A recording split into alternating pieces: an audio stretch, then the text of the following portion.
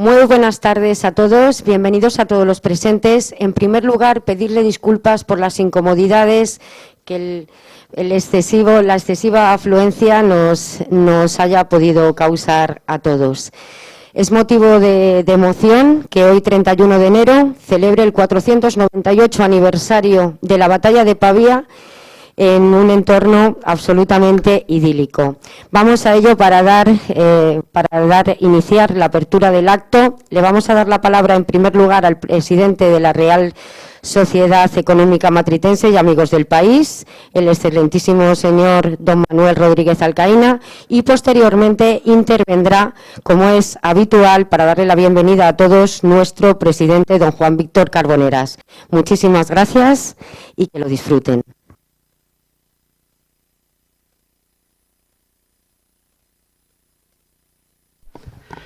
Bueno, buenas tardes, señoras y señores. Bueno, como presidente de la Matritense es un honor y un placer recibirles a todos en nuestra casa y acoger a la Asociación 31 de enero Tercios, que ya es nuestra segunda colaboración, creo. Y bueno, ya saben que tenemos la circunstancia curiosa de estar en el edificio más antiguo de Madrid, en el edificio civil más antiguo de Madrid, no religioso, del siglo XV, y nuestra sociedad es del siglo XVIII. No es tan antiguo como los tercios, pero bueno, tenemos ya nuestra antigüedad y la verdad que es un orgullo poder representar a esta sociedad que lleva en pie tantos años con nuestro lema Socorre enseñando, tratando de difundir el conocimiento. Y hoy nos toca la historia de España, que es uno de los temas que más tratamos. Y nada, simplemente decirles eso, que nuestra voluntad siempre es colaborar con este tipo de iniciativas y la iniciativa que lleva a cabo la Asociación 31 de enero Tercios, pues es una misión loable a la cual apoyaremos en todo lo que podamos, como estamos haciendo hoy. Nada más eso, les invito a que, ya que están aquí hoy, consulten nuestro catálogo de actividades, que tenemos muchas cosas. Y de hecho, ayer mismo tuvimos una charla sobre el desastre de Anual, así que bastante interesante, porque estuvimos hablando de pequeñas anécdotas de los soldados, no la historia, digamos, grande con mayúsculas, sino la pequeña intrahistoria que permite ver un poco mejor este tipo de eventos. Así que bueno, yo les invito a que se unan a nosotros, igual que nosotros nos unimos a 31 de enero Tercios. Muchas gracias por su presencia y le voy a hacer la palabra, para ser breve, dado que tenemos muchas ponencias y tenemos una tarde larga, al presidente de la sociedad, don Juan Víctor. Adelante.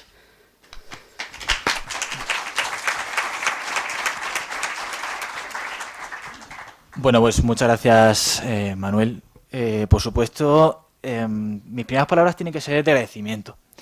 De agradecimiento a la Real Sociedad Económica Matritense de Amigos del País por permitirnos desarrollar esta actividad que, desde luego, entendemos que no puede tener mejor lugar que este.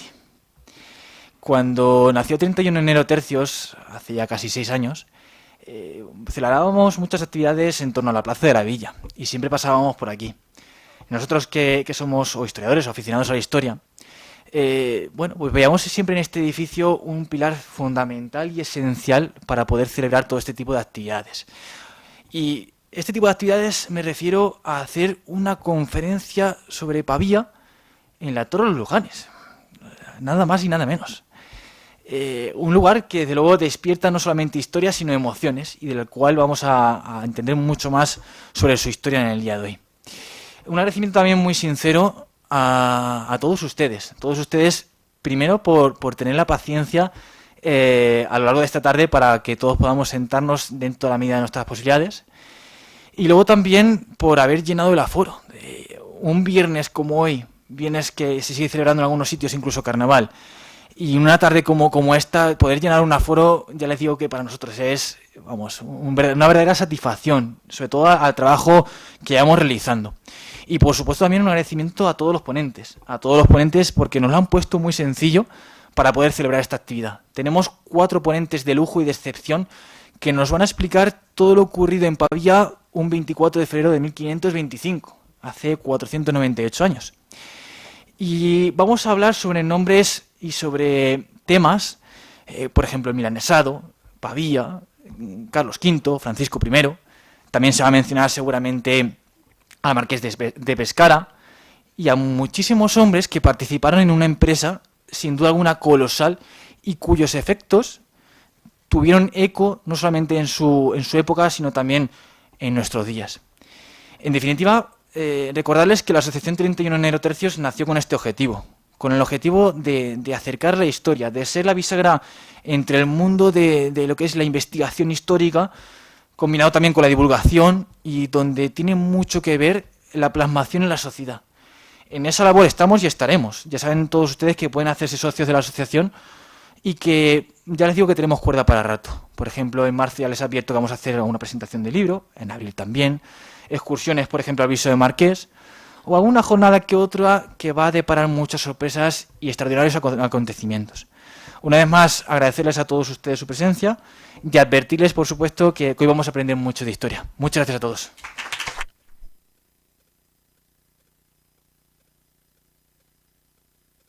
Vamos a dejar la mesa para que la ocupen los ponentes. Solamente recordarles una cosa que solemos hacer en esta casa, recordarles que enciendan sus teléfonos móviles al terminar. Muchas gracias. Ruego, por favor, que suba al estrado los siguientes ponentes: don Alberto Calvo Rúa, don Carlos Canales Torres, don Joaquín Pitada Veiga y don José Manuel Castellanos.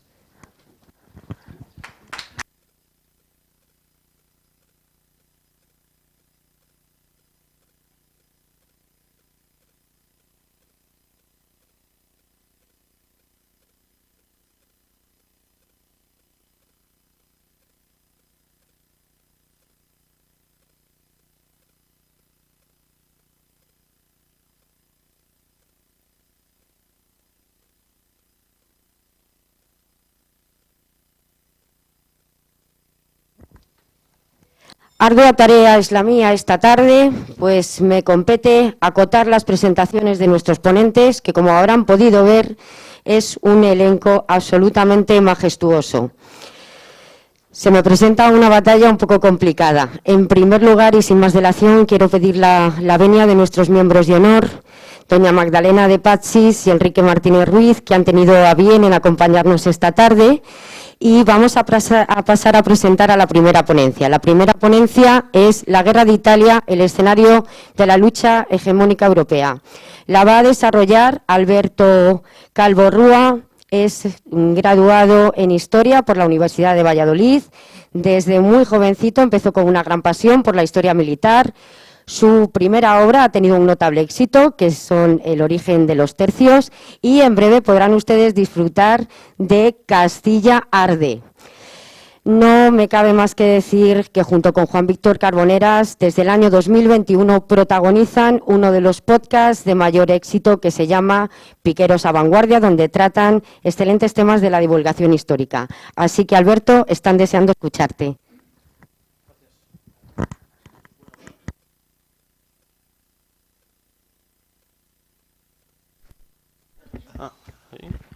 Bueno, buenas tardes a todos. En primer lugar, agradecerles su presencia, agradecer también a la Asociación 31 Nerotercios, como siempre, a su presidente, Juan Víctor, amigo, por contar siempre conmigo, y por supuesto a la sociedad por cedernos este magnífico espacio. Es la primera vez que estoy aquí y la verdad que es increíble.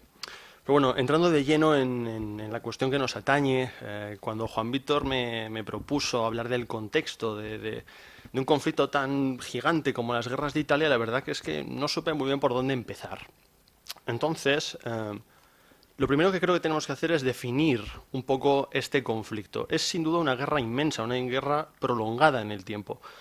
Tiene lugar entre 1494 y 1559 y afecta, como vemos, principalmente a tres protagonistas, a tres monarcas protagonistas, tanto por el Reino de Francia como por parte de la monarquía hispánica. Fijémonos en qué nombres estamos tratando: Carlos VIII, Luis XII, Francisco I, y por parte de la monarquía, Isabel I y Fernando II, Carlos I y Felipe II. En el caso de Francia también se prolongó hasta el reinado de Enrique II, pero la verdad que su protagonismo fue un tanto menor. Cuando hablo de conflicto inmenso, no solo me refiero a la gran relevancia, al gran choque que representó esta guerra por la magnitud de sus dos contendientes, ¿no? De Francia y de la monarquía hispánica. Con inmenso también me refiero a una gran cantidad de estados, de países, de reinos involucrados directamente en esta contienda. Pensemos que Inglaterra, el Sacro Imperio, el Papa, infinidad de repúblicas italianas tuvieron una parte muy importante y tuvieron mucho que decir en este conflicto. Pero con inmenso también me refiero a una gran cantidad de escenarios en los que tuvo lugar las guerras de Italia. Aunque evidentemente la península italiana, sobre todo el reino de Nápoles, la zona de Lombardía, fueron quizás los dos territorios donde más se pujó, donde más se combatió, tenemos que tener en cuenta que también la frontera pirenaica, Navarra, incluso Inglaterra, el centro de Europa, se derramó sangre también en nombre de estas batallas, de estas guerras de Italia. Bien, pero vayamos un poco más atrás, vayamos al origen del conflicto, busquemos dónde reside la legitimidad tanto de Francia como de la monarquía de España para defender militarmente sus derechos. Tenemos que empezar por tener en cuenta, como pueden ver en el mapa que tienen en la pantalla, que la República Italiana era un mare magnum de infinidad de estados, de repúblicas. Podríamos buscar un símil quizás con los reinos de taifas que se encontraron en la península ibérica.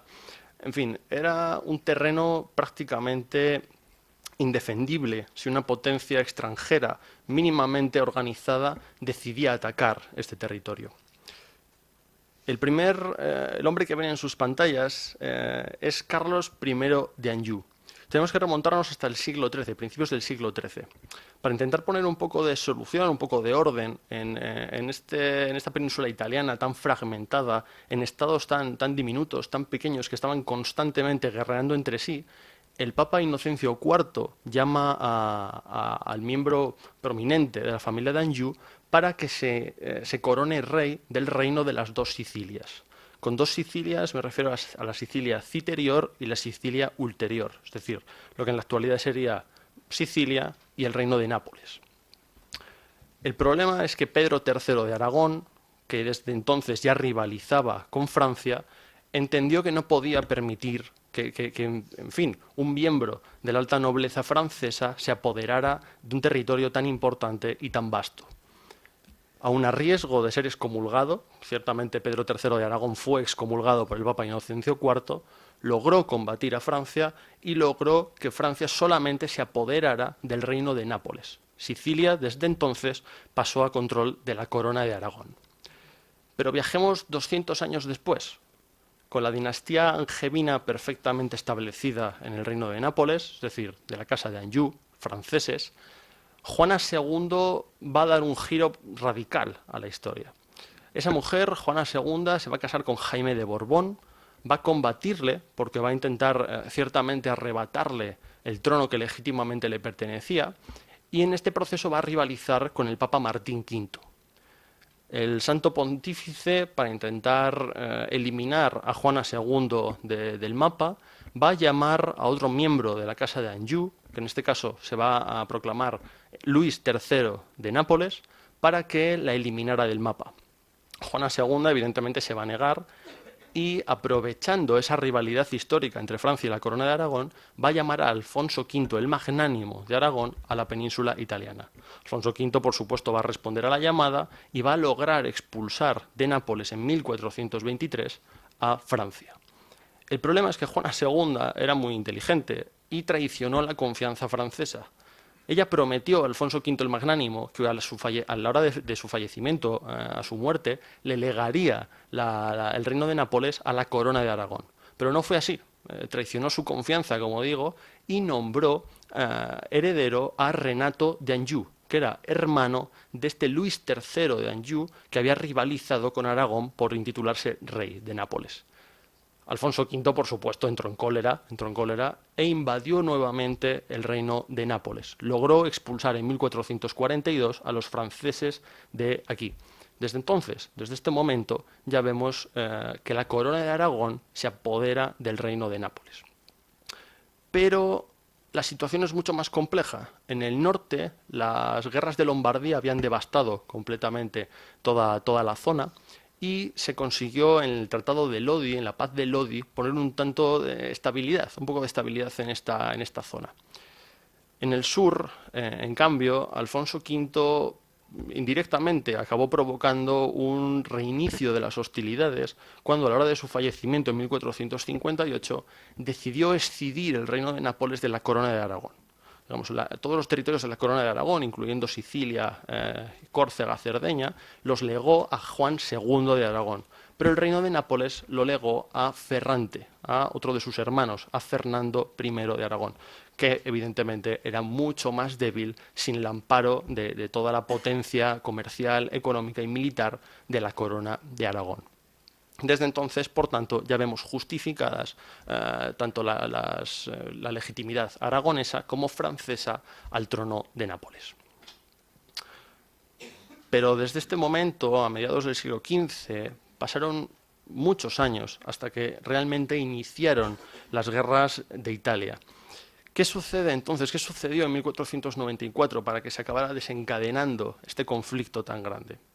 Bien, los principales culpables, entre comillas, del inicio del conflicto fueron los dos personajes que ven en la parte superior de la pantalla, Isabel y Fernando, los reyes católicos. Una vez Juan II de Aragón fallece en 1479, lega la corona de Aragón a Fernando y desde entonces se instituye la unión de reinos. Es decir, la corona de Castilla y la corona de Aragón comienzan a operar como una única monarquía, la futura monarquía de España. Esto, por supuesto, supone una amenaza para Francia. Francia rivalizaba históricamente con la corona de Aragón, pero hacer frente a una corona de Aragón unida con la potencia militar de la corona de Castilla eran palabras mayores. En esta situación, Carlos VIII entiende que debe aprovechar que los reyes católicos estén metidos de lleno en la guerra de Granada. Confía en que esta guerra, que se ha prolongado durante 10 años, desde 1482 hasta principios de 1492, ha agotado las reservas económicas de la monarquía y que no van a poder reaccionar militarmente en Italia. Lo que hace Carlos VIII, que desde luego era una persona muy inteligente, es llegar a una serie de pactos, lo que se conoce como el pactismo francés, con el Sacro Imperio y con Inglaterra para garantizarse su no intervención. Pero este hombre conocía la capacidad de Castilla, la capacidad de Aragón, y temía que aunque las reservas económicas estuvieran realmente bajas, se lanzaran a la defensa de Nápoles. Por lo que en el Tratado de Barcelona de 1493 acaba despejándose el terreno por completo. En este tratado se pone fin a una guerra histórica que la corona de Aragón tenía con Francia, por la que Carlos VIII se compromete a devolver el Rosellón y la Cerdaña a Aragón. A cambio, solicita que los reyes católicos no intervengan militarmente en Italia en una campaña que supuestamente Francia iba a llevar para expulsar la amenaza del Imperio Otomano en esta península. Evidentemente es una falsedad. Sus intenciones, por supuesto, pasaban por invadir militarmente el reino de Nápoles y el reino de Sicilia y arrebatárselo a la corona de Aragón. Los reyes católicos lo supieron muy pronto, en cuanto vieron que efectivamente las tropas francesas se apoderaban de las principales fortalezas del reino de Nápoles y no se iban de allí. Por lo que decidieron, por supuesto, enviar una campaña militar comandada por el famoso general Gonzalo Fernández de Córdoba para ayudar a Fernando II de Nápoles, primo de Fernando II de Aragón, en la expulsión de los franceses, que en este momento, en 1494, ya controlaban prácticamente la totalidad del reino de Nápoles. Estamos hablando de una situación crítica para los intereses de la corona de Aragón. Bien, pero ¿por qué Italia? ¿Por qué este empeño? ¿Por qué tantos esfuerzos bélicos, económicos, militares en esta península? Bien, el mapa que tienen en sus pantallas representa las principales rutas comerciales de los siglos XV y XVI. Pueden ver perfectamente cómo la gran mayoría de las rutas mediterráneas pasan por la península de Italia. Pero además, Italia representa una posición estratégica inigualable. Controlando la zona sur, controlando el reino de Nápoles, controlando Sicilia, se puede tener acceso a todas las rutas militares y comerciales del Mediterráneo. También se tiene el norte de África muy cerca, un objetivo expansivo que los reyes católicos llevaban teniendo ya desde 1495, prácticamente desde el momento en que se acaba el proceso conocido como Reconquista. Bien, pero controlando el norte, además de hacerse con una capacidad industrial de la zona de Milán de primer orden, se tiene acceso directo a todo el centro de Europa.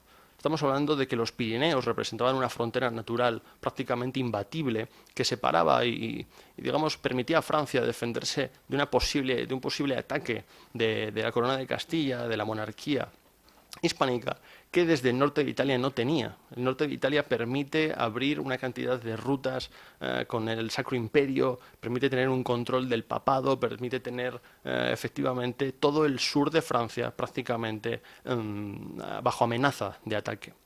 Pero también Italia en estos momentos se ve sumida desde un punto de vista cultural, artístico, filosófico, en pleno renacimiento. Ahí tienen dos obras que a todos, por supuesto, les recordarán a ese periodo que estoy mencionando. Por tanto, las cortes italianas, ya desde época de Alfonso V, el magnánimo, eran la envidia de todos los países europeos, porque el nivel cultural de estas cortes, como digo, era muy notable. Bien, pero entre 1494, momento del estallido de estos conflictos, hasta la batalla que hoy nos reúne aquí, ¿no? La batalla protagonista de estas jornadas, la de Pavía, como podemos ver, pasaron muchos años. Con el fin de resumir este periodo, por la falta de tiempo que tenemos, he querido resumir este periodo, este camino hacia Pavía, en dos etapas diferenciadas. Una inicial, que iría desde el año 1494 hasta el 1504, que comprendería las tres primeras guerras de Italia, en las que, a pesar de los resultados finales, la situación para la corona de Aragón y la corona de Castilla era crítica. Francia efectivamente llegó a invadir completamente el reino de Nápoles y expulsarle de allí era prácticamente una epopeya. Solo gracias a una hornada de capitanes totalmente fieles a la monarquía, diestros, hábiles en esta nueva forma de la guerra, que ya se había demostrado totalmente eficaz en la guerra de Granada, se consiguió expulsar a Francia. Ahí tenemos, por supuesto, la presencia del gran capitán, Gonzalo Fernández de Córdoba, batallas tan destacadas como la de Garellano, la de Ciriñola, que seguro todos recuerdan. Y tenemos una segunda etapa dentro de este periodo que podríamos decir que comprende los años de la guerra de la Liga de Cambrai, desde el 1508 hasta el 1516. Ahí vemos al Papa Julio II, que fue el artífice de esta guerra de la Liga de Cambrai, que en un primer momento estaba destinada a combatir a Venecia, pero que al final se acabó convirtiendo en un Francia con Venecia contra el resto, incluida, por supuesto, la monarquía hispánica. ¿Cómo acabó esta guerra? Pues para las armas españolas en este caso fue un fracaso. Batallas como Rávena, como Marignano, supusieron efectivamente la confirmación de una influencia imparable francesa, sobre todo en la zona norte, sobre todo en la zona de Lombardía. Sin embargo, la monarquía hispánica logró en este momento invadir en 1512 Navarra, que era un anhelo histórico, sobre todo de la corona de Castilla. Podemos decir que en 1516 se recupera el statu quo de 1504. El sur queda claramente bajo influencia de la monarquía y el norte bajo influencia francesa. Y en este contexto llegamos a la Guerra de los 4 años. Ya sé que estarán pensando que entre 1521 y el 26 hay 5. Realmente se le denomina Guerra de los 4 años porque entre su inicio en 1521 y la batalla de Pavía de 1525 hay 4, y este conflicto de la batalla de Pavía se considera ya el fin de la guerra, aunque el Tratado de Paz llegará un tiempo más tarde. Las causas del inicio de esta guerra son muy diferentes a todo lo que venimos viendo hasta este momento. Francisco I, nuevo rey de Francia, y Carlos I, nuevo rey de la monarquía, pugnaron desde el 1518-1519 por el título imperial. Definitivamente en 1520, como saben, Carlos I se convirtió en Carlos V, logró hacerse efectivamente con el título imperial y por tanto la situación para Francia fue crítica. Francia vio todos sus territorios, todo su reino rodeado de efectivamente territorios de los Austrias, territorios de de la monarquía y del imperio, tanto la península como toda la zona del centro de Europa y, por supuesto, Italia. Por lo que Carlos decidió contraatacar, decidió llevar la delantera, lanzando en 1521 una campaña contra Navarra que fue rápidamente contrarrestada por las tropas imperiales, tanto por Enrique II de Nassau en la zona de Flandes como por Fernando de Ávalos y Próspero Colonna en la zona del norte de Italia. Y ahí la batalla tan famosa de Bicocca. Pero las tropas imperiales cometieron un error tras Bicocca. La gran victoria de las tropas imperiales auspició que se lanzara una invasión del sur de Francia, que tornó en un grave fracaso. La campaña de Provenza supuso una gran pérdida de hombres, una pérdida sobre todo de tiempo en el sitio, sobre todo de Marsella, que permitió a Francisco I concentrar tropas, concentrar una gran hueste y lanzarse a la invasión, al contraataque del norte de Italia. La situación era crítica. Ahí pueden ver en el mapa todos los movimientos que realizaron las tropas francesas, siempre prácticamente en persecución de las tropas imperiales. Las tropas imperiales sabían que tenían muy complicado vencer al potentísimo ejército francés que Francisco I consiguió concentrar para lanzarse a la toma del norte de Italia, y ciertamente logró reconquistar Milán, logró reconquistar Lodi, y la situación, como digo, tornó en crítica para la monarquía. El ejército de refresco desde el Sacro Imperio no iba a llegar a tiempo, era prácticamente imposible, y este ejército de la campaña de Provenza, que se batía en retirada, era prácticamente lo único que separaba a Francisco I de invadir toda la península de Italia. La situación, como digo, era muy grave. Pero bueno, fue Pavía, la villa de Pavía, la batalla de Pavía, la que tendría que dictar sentencia. Por supuesto, de sus pormenores se encargarán mis compañeros ponentes, pero quiero concluir mi exposición incidiendo e insistiendo en la gran relevancia que tuvo la jornada de Pavía. No fue una batalla más. Realmente en Pavía estaba en juego el futuro de Italia y, por tanto, el futuro de las aspiraciones europeas, tanto de Francia como de la monarquía. De lo que sucediera en Pavía iban a depender, muy probablemente, los siguientes 50 o 60 años del futuro de Europa. Muchas gracias. Muchísimas gracias, Alberto. Si les parece, vamos a escuchar las 4 exposiciones y pasaremos a un turno de preguntas posteriormente, una vez hayan concluido nuestros ponentes. Luego se realizará una breve entrega de premios y, por último, procederemos a la clausura del acto.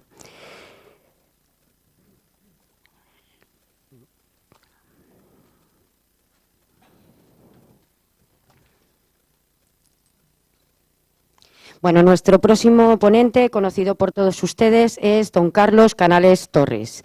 Especial agradecimiento le dedica a esta asociación, que desde un inicio ha tenido a bien el acompañarnos siempre que se lo hemos pedido. Él es abogado, escritor, investigador histórico, en definitiva, todo un humanista de la actualidad. Ha colaborado en numerosos medios, tanto de radio como La Rosa de los Vientos, como La Escóbula de la Brújula, como medios televisivos, siempre dedicado al tema de la historia. Tiene en su haber un número absolutamente incalculable casi de obras en las que ha compartido autoría con gente tan imponente como Fernando Martínez Laínez, como Jesús Callejo o con quien habitualmente lo hace, que es con don Miguel del Rey. Aprovecho para recomendarles su última obra, que es Infografías del Imperio, que está recientemente publicada. Así que, Carlos, el escenario es tuyo.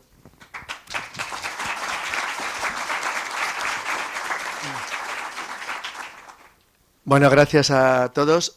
No voy a agradecer lo que ya ha dicho mi compañero Alberto porque perderíamos tiempo. Así que, para ser rápidos, empezamos. Él ha dejado la situación en Italia cuando el rey Francisco I ha invadido el norte de Italia y ha expuesto aproximadamente, con mucha precisión, cuál fue el inicio de las guerras italianas que se van a mantener en Europa hasta 1559. Dos cosas importantes, porque yo no voy a hablar hoy, aunque es muy poco tiempo, de lo que sería lo habitual de lo que cualquiera podría leer en la Wikipedia sobre Pavía, porque eso cogen y lo hacen, van a Google y lo miran. Entonces voy a hablar curiosamente de lo que la gente normalmente no habla, que es por qué considero yo que Pavía es una de las 5 victorias decisivas de la historia de España. Primero, Una victoria decisiva no es una gran batalla, ni una gran victoria. Una decisiva es lo que su palabra indica, la que decide todo. Un ejemplo tonto. El Álamo es una porquería de batalla. De hecho, en Europa sería una escaramuza, pero es decisiva, porque influye decisivamente en la historia futura. Es decir, en ese sentido, hay una broma sobre los ingleses que dicen que pierden todas las batallas, menos la que importa. Es cierto. En este caso, Francia hace justo lo contrario. Francia gana todas las batallas, menos la que importa. Entonces, lo increíble de lo que acaba de contar Alberto es que Francia tiene una especie de obcecación desde 1494 en perder todas las batallas importantes. Dicen, ¿y por qué? Bueno, pues porque lo arrastran desde 1346, desde Crécy. Desde Crécy, luego Poitiers, después Azincourt, Francia tiene la costumbre de perder todas las batallas, pero tiene un problema. En Fromigny gana la decisiva de la Guerra de los 100 años, la que gana la guerra. Con lo cual, en su mente, en su concepto, en su idea estratégica, en su forma de actuar, eso es fundamental. Quédense con esto. Esa batalla la deciden dos cosas, la artillería y la caballería pesada. A partir de ahí hay otro pequeño detalle. Francia tenía más población en 1520 que Italia, España, Portugal, los Países Bajos, Suiza y el occidente de Alemania juntos. Y se le suma Inglaterra e Irlanda, también. Tenía más población que Rusia.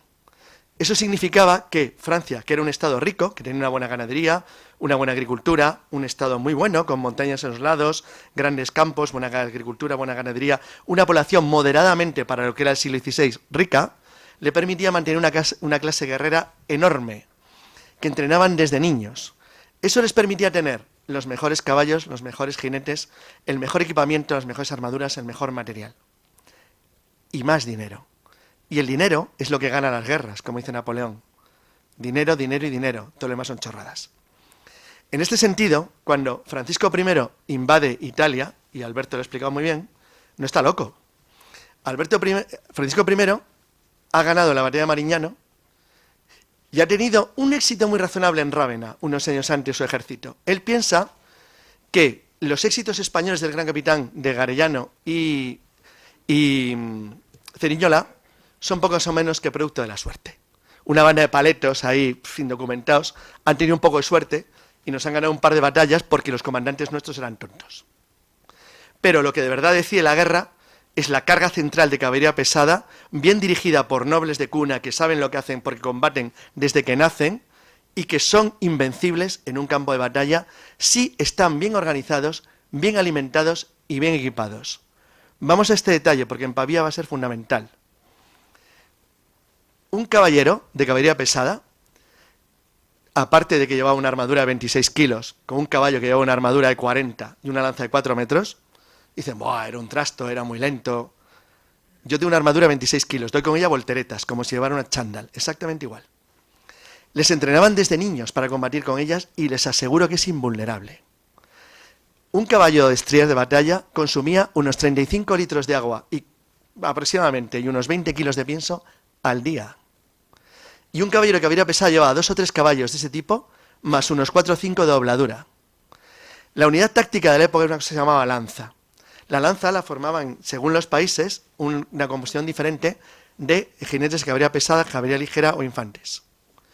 Eso significaba que el rey de Francia, que no era idiota, y sus técnicos y administradores, como llamaríamos, sabían perfectamente que si invadían el norte de Italia, la zona más rica del país, con buenos pastos, buenos ríos, una buena zona de alimentación y una zona culta y rica, con ciudades poderosas que tenían dinero, no tenían ningún problema. Porque ni Castilla ni Aragón eran rival para ellos. Sabían que eran una gente que tenían, eran buenos combatiendo, no le habían hecho mal en los años anteriores, pero pensaban que no tenían ninguna posibilidad a la hora de la verdad. Decían, ¿y los mercenarios que podían contratar en Alemania? Tampoco.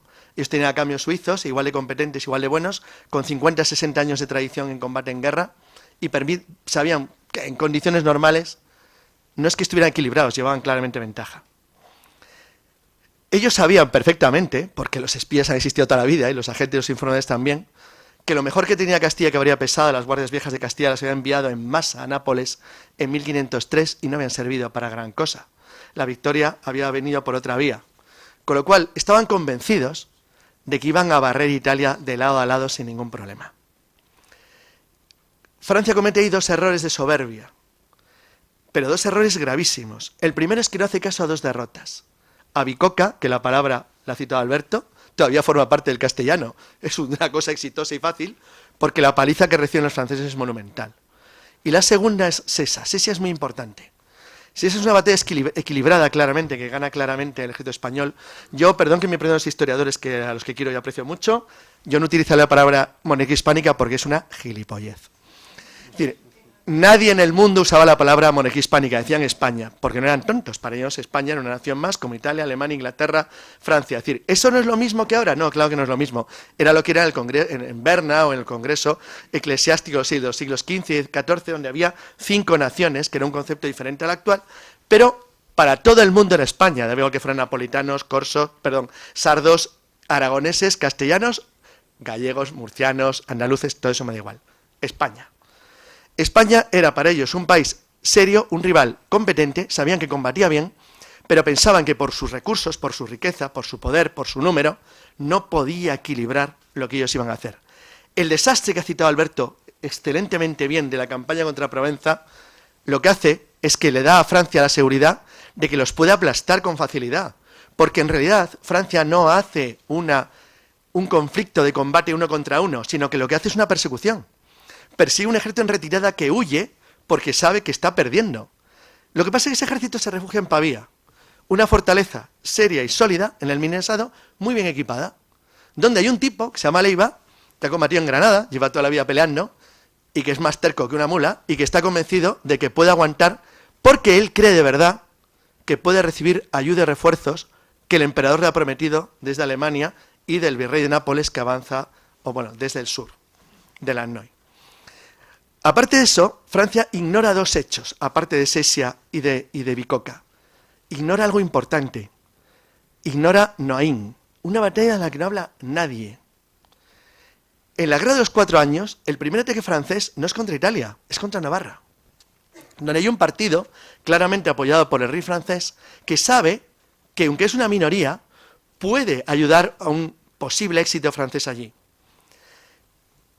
La invasión de Navarra le resulta a Castilla un incordio enorme. Digo Castilla porque es básicamente un problema castellano, porque acaba de acabar la Guerra de las Comunidades, Castilla está en una, entre comillas, semiguerra civil, y tiene que mandar lo poco que tiene, que es lo poco que encuentra a mano al frente del norte, porque los franceses han tomado Pamplona y amenazan Logroño. Noain es importante porque es la única batalla del siglo XVI en la cual la derrota francesa no hace la infantería, ni los piqueros, ni ballesteros, ni arcabuceros, la hace la caballería pesada castellana directamente, que los aplasta. Entonces, eso hace, curiosamente, no que los castellanos piensen que sus tácticas del gran capitán son buenas, sino que son los franceses los que piensan que sus tácticas son buenas, porque quien les acaba de ganar en Noain es caballería pesada como la suya, solo que sus gendarmes, sus gentes de armas y sus bandas de ordenanza son mucho mejores que lo que han enviado a Navarra. Consecuencia, no solamente les hace incidir en el error, sino que lo aumenta. Con todo este escenario, el ejército que persigue a los españoles que se han refugiado en Pavía, lo que hace es lo que hace cualquier ejército del siglo XVI, cercar la ciudad. Pavía es una fortaleza muy bien construida, está muy bien protegida por ríos y por una estructura de fortificaciones encadenadas, lo que hoy entonces se llamaba traza moderna. Hoy lo llamamos, creo que un poco erróneamente, traza italiana, aunque la palabra viene del siglo XV, ellos no lo llamaban así. Es una fortificación en sentido relativamente moderna, cuidado, no tiene nada que ver con las de Da Vinci Vauban del siglo XIX o XVIII, pero no está mal, está bien protegida, está muy bien cubierta, pero está defendida por apenas 6.000 soldados y Francia los abruma de tal número que piensan que se va a rendir. Problema, no lo hacen. Es verdad que dentro de los muros de Pavía, durante el tiempo que dura el asedio, se produce un fenómeno muy curioso, y es que los lasquenetes alemanes que sirven al emperador se niegan a combatir porque hay un momento que no les llega la paga. Y entonces ocurre algo muy sorprendente, y es que tanto Leiva como los capitanes españoles y nobles que están en Pavía deciden empeñar toda su fortuna para pagar a los soldados que estén dispuestos a continuar con el emperador. Los españoles dicen todos que sí, digo españoles, todos que sí, y lo hacen no por dinero, porque ya tienen un sentido de patria muy claramente actual. Además de eso, es verdad que luego hace un sistema, requisa todo el dinero que existe, todo el oro, todas las joyas, para fundirlos, vuelve a acuñar moneda, con ello paga la defensa de las tropas que están encerradas. Pero él confía ciegamente que los refuerzos van a llegar. Y los refuerzos llegan. Llegan generando una batalla que en realidad nunca se tenía que haber celebrado. A ver, esto es un detalle importante de todas las guerras hasta la Edad Moderna, hasta las guerras napoleónicas. Ningún ejército se arriesgaba a una batalla campal decisiva porque corrías el riesgo de perderlo. Eso es una locura. Los ejércitos son caros, la guerra es muy cara, y perderlo en un cara o cruz de una batalla, pues que te puede salir mal, no es algo conveniente. Eso significa que Pavía va a ser una batalla que se libra de una manera diferente a como estaba planeado, de una manera que ninguno de los bandos quiere, y que resulta de una manera sorprendente en algo totalmente absurdo, como es una derrota total francesa y encima la captura del rey, que es el colmo, de la que cual, por cierto, no voy a hablar nada, porque va luego el siguiente ponente. Simplemente un detalle previo al comienzo de lo que va a ser la batalla decisiva. Cuando el ejército imperial, ya más de 13.000 y pico soldados, las quetes alemanes, tropas del virrey de Nápoles españolas o napolitanas, que llegan hasta allí, más un refuerzo considerable, la artillería francesa era muy superior, pero bueno, así llega algo de artillería, lo que hacen es que hacen una especie de contraasedio, no es total como se dice habitualmente, sino solamente una parte de lo que eran las líneas de asedio francesas, que son a su vez asediadas por el refuerzo imperial que llega desde fuera. Eso le plantea a Francia un problema. Su ejército sigue siendo, son unos 30.000 soldados, sigue siendo superior tanto a los 6.000 y pico que están encerrados en Pavía como a los 13.000 y pico que están fuera. Pero tienen un problema, están divididos en dos lados, tienen que atender a dos frentes, mantener el cerco de la ciudad y al mismo tiempo atender la amenaza que les acaba de llegar nueva. Ahí se plantea un primer problema, es decir, ¿qué hay que hacer? La idea general de los comandantes franceses es correcta, dejar que se disuelvan como una cicorilla en el café. No tienen comida, no tienen material, no tienen nada, que se mueran de asco. Vuelvo a lo de los caballos. Recuerden, 25 litros de agua, 35 litros de agua y 20 kilos de pienso por caballo día. Pero es que la gente tiene la mala costumbre para combatir que tiene que comer 3 veces o 2 al día. Y es que si no comes, tienes hambre. Y si tienes hambre, combates mal.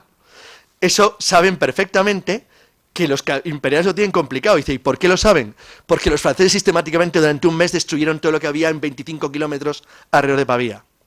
Saquearon todos los campos, llevaron toda la comida, arrasaron todo, la ganadería, todo. Cuando digo todo es todo, se llevaron gallinas, cerdos, cualquier cosa que se pudiera comer o llevar. Todo. En algunos casos, los grupos de forraje franceses llegaron a 40, 50, 60 kilómetros de distancia de la ciudad y se lo llevaron todo. Con lo cual sabían que los que estaban fuera se iban a morir de hambre y los de dentro más. Entonces llega la famosa frase del marqués de Pescara, bien conocida del día antes de la batalla, de: hijos míos, ni todo el oro del emperador os puede dar el pan que necesitáis comer mañana. ¿Sabes dónde está el pan que queréis comer? Ahí enfrente, en el campo francés. Bueno, como arenga está bien, pero es que es la realidad, no había otro remedio. O lo quitabas al enemigo o te morías de asco. Entonces, como no había ningún remedio, desde el punto de vista, bueno, de la moral, no está mal pensado. Yo diría que está complicadillo, pero bueno. En cualquier caso, la primera medida de las tropas imperiales que cubren la zona que cubre a su vez el cerco de Pavía es sencilla. Es decir, nuestro objetivo es no hacer batalla, no combatir contra los imperiales, mantener la línea de contravalación fuera y mantener el cerco de la ciudad y dejar que se mueran de asco. Y durante un tiempo parece que lo van a lograr, porque lo que hacen los imperiales es una y otra vez hacer pequeños hostigamientos y disparar con sus apenas 20 cañoncitos, los franceses tenían 53, con lo cual hacían bien poco, contra las líneas, porque Pavía estaba rodeada, y ahora voy a pasarlo un poquitín para que lo vean, esto lo contaré luego, estaba rodeada, si lo ven en el dibujo, verán que las líneas imperiales y la línea roja estaban a lo que es la derecha de lo que ven ustedes allí. Ven que hay una especie de línea que rodea la banderita francesa que está en el medio. Ese era el Parque de Marianello, una zona rodeada de una especie de muro de unos 3 metros de altura que cubría toda la zona que rodeaba la ciudad fortificada. De manera que el problema imperial es que si tú no llegabas de alguna manera a romper el campo francés que había al norte, no podías llegar a la ciudad, no podías romper el cerco, porque te lo impedían los que estaban colocados en la zona cercada que había arriba, donde estaban la banda negra, los mercenarios las quenetes alemanes, una gente notable, más los mercenarios suyos suizos. Lo que hace el ejército español imperial es que ordena un ataque nocturno hacia la zona norte del perímetro en lo que es la mayor de las encamisadas de la historia de España. Estoy resumiendo mucho, obviamente por falta de tiempo. Bueno, por si alguien no lo sabe, que lo dudo, pero si están aquí son aficionados a esto, una encamisada era una especie de ataque que llamaríamos de comando. Las tropas españolas, a partir de Pavía, en el tiempo posterior, llamaban encamisadas a cubrirse con camisas blancas las armaduras y las cotas para los ataques nocturnos, porque se ocultaban bien en la niebla y eran fácilmente distinguibles de los enemigos. Lo que ordena el virrey de Nápoles es hacer un ataque contra el muro norte de la zona de protección, aparándose en la noche para intentar abrir 1 o 2 brechas en la zona norte del muro, mientras que la artillería, que iba disparando todos los días y hacía pequeñas incursiones, los despista. El ataque empieza a las 3 de la mañana, hoy es el día, del 24 de febrero, para intentar llegar a la hora del amanecer contra la zona norte del perímetro del muro. Los franceses, como superaban claramente en número a los imperiales y españoles, no esperaban que les atacaran por la zona norte, que la tenían bien cubierta. Entonces, cuando se produce el asalto por la mañana, la verdad es que no saben qué hacer. Se quedan claramente sorprendidos y a las 5 de la mañana había ya 3 brechas en el muro norte. Esas 3 brechas del muro norte constituyen para los franceses un problema. Este es un dibujito bastante claro de la época donde se ve perfectamente que la línea abre una brecha en el muro, porque les genera un problema gravísimo, y es que les obliga a defender su propia retaguardia de la zona que estaban utilizando, retrocedo hacia atrás, para cercar el campo fortificado de Pavía. A ver, en una época como el siglo XVI, la caballería pesada de la que hablaba al principio necesitaba espacio para poder combatir, porque cargaba en línea. La carga en línea significaba que cargaban lo que hoy llamaríamos bota con bota, todos juntos. ¿Por qué? Porque cargaban, olvídense de las películas, cargaban al paso, no se crean Señor de los Anillos. Cargaban al paso, muy despacito, y solamente cuando estaban a 100, 150 metros cargaban a rienda batida, cargaban a la carga. ¿Por qué? Porque sus armaduras y las de sus caballos pesaban un montón, los caballos se cansaban, son seres vivos, y tampoco tenían que hacer una carga de 1,5 kilómetros, como si fuera el Grand National. Es decir, simplemente cargaban unos metros antes, y porque de esa manera evitaban que se rompiera la línea. Porque si la línea no se rompía, te aplastaban. El cuadro que tengo para un lado, este cuadro que vengo ahora de Ferrer Dalmau, de mi querido amigo Augusto, es un cuadro muy bonito. Bueno, si la caballería francesa hubiera estado así, no quedaba ninguno de los que ven en la línea. Así, literalmente. Ponga que estuvieran 50 metros más allá y aún así tampoco quedaría ninguno. Pero bueno, 100. Con 100 metros lo aceptamos, no los verían unas casitas muy pequeñitas. El motivo era porque una carga de caballería pesada, a ver, en Cerignola, la carga francesa genera en el suelo el efecto de un terremoto de fuerza 4. O sea, el suelo temblaba, literalmente. Y tenías un tiro, un tiro que hacía daño. Pero si fallabas, lo tenías bastante mal. Porque esos tipos llevaban lanzas de 4 metros con armaduras en el caballo de 40 kilos y ellos llevaban armaduras encima de 25. No es que te aplastaran, es que no quedaba nada ni de ti ni las 7 líneas siguientes en 100 metros. Los caballos estaban entrenados para morder, cocear y pisar. Aparte de que si te fallaba la lanza, tenías una espada bastante ligera que pesaba poco, de 1,20 m, 30 más luego las propias puntas de los escarpines que se clavaban como puñales. Bueno, en fin, no era muy agradable. Resumiendo, como lo que había que evitar era esto, la batalla se libra de una manera que a los castellanos, que eran el núcleo principal de la infantería española, y a los alemanes les viene bien. Porque una vez que abren las brechas, lo que intentan es, por todos los medios, evitar que la caballería francesa pueda apoyar a su infantería. De manera que su objetivo es atacar las líneas de artillería que están en el borde de lo que es la zona de fortificación, para de esa manera, con las brechas, impedir que la caballería francesa pueda moverse. Las líneas de piqueros y alabarderos daban bastante miedo. El que te ataque un montón de tipos que tienen lanzas de 5 metros y que se apunten como si fuera un erizo, con puntas de acero de este tamaño, la verdad es que es poco agradable. Entonces, realmente el objetivo era que si tú generabas una barrera de ese tipo, que podía ir empujando lentamente hacia lo que venga a la izquierda, no sé cómo lo ven, sí, suya es izquierda del dibujo, de esa manera podrían abrir un hueco suficiente para que entrara la caballería pesada imperial y pudiera avanzar para romper el cerco por la zona central, donde ven la puertecita de la ciudad de Pavía. La consecuencia es que, ante la apertura de las brechas, los franceses, que ven que la situación empieza a ser muy complicada, lo que deciden es hacer lo que tienen que hacer. Pero dado que la batalla no se estaba desarrollando del todo mal para ellos, y dicen, ¿por qué? Se han roto una brecha y están avanzando hacia el centro. Bueno, no se está desarrollando mal para ellos, porque ellos tienen 2 ventajas importantes. La primera, su artillería sigue atacando los muros de Pavía y la ciudad sigue cercada. Y la segunda, cuanto más entren dentro del perímetro de la zona fortificada de Marianello, mejor para ellos, porque en algún momento van a tener que exponer sus flancos, la zona de penetración, y les van a poder cargar con la caballería, que es lo que el rey Francisco espera. Pero comete un error. Y es un error extraño, que todavía no está muy explicado, por más que se ha intentado muchas veces, es difícil entender. Los franceses hacen algo absurdo, y es que, ante las líneas de penetración que ven en rojo de las tropas imperiales, que van a cortar en dos, el ejército español, Leiva hace algo genial. Leiva se da cuenta, porque lo ve perfectamente lo que está ocurriendo, y ordena, con un último esfuerzo, que toda la guarnición de Pavía salga, haga una salida, para romper la línea francesa en el centro, y intentar conectar con las unidades imperiales que avanzan desde el norte. Bueno, que es el sur, está dando la vuelta.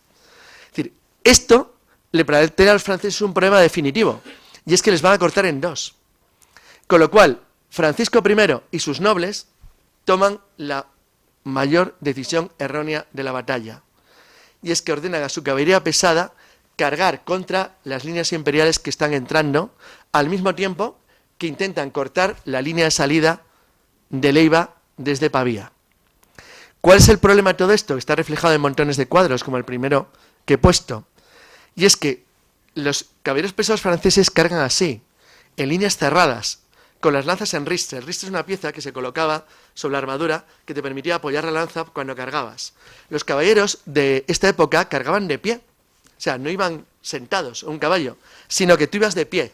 Para esa manera que el impulso de tu silla, que te sujetaba como si fuera una especie de estructura, te hiciera combatir como si fueras una especie de arma, de bloque compacto. Ese bloque compacto exigía que tú mantuvieras en orden de ese tipo. Pero eso tiene un problema. Y es que cuando las líneas se mueven para cargar hacia las zonas de penetración de Leiva, de Lannoy, de los lasquenetes y piqueros españoles, infantería española que ha penetrado desde el norte, bueno, desde la zona del norte, muro rota, generan un problema. Y es que al hacerlo, se interponen, que se va a la izquierda, entre su artillería. De manera que la artillería que estaba lanzando botes de metralla, por cierto, un invento español, que lo hace Pedro Navarro por primera vez en Mariñano, cuando combatió con el lado francés, el bote de metralla... Nos tienes embelesados, pero, sí. Estoy acabando, somos esclavos del tiempo. Ya acabo. Entonces, el problema que tiene es que, al hacerlo, la artillería no le puede ayudar. Entonces, no le puede ayudar porque tienen que parar los disparos cada vez que se cruzan de flanco con su propia línea.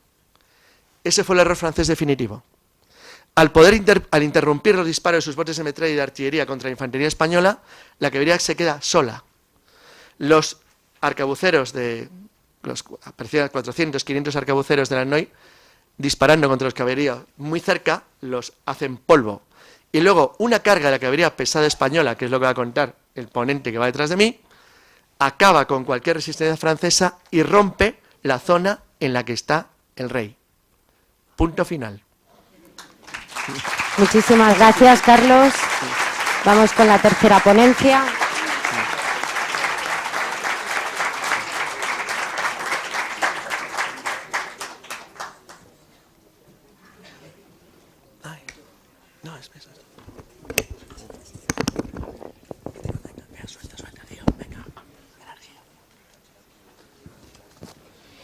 Bueno, nuestro siguiente ponente es muy especial para nosotros, es descendiente directo de uno de los héroes de Pavía.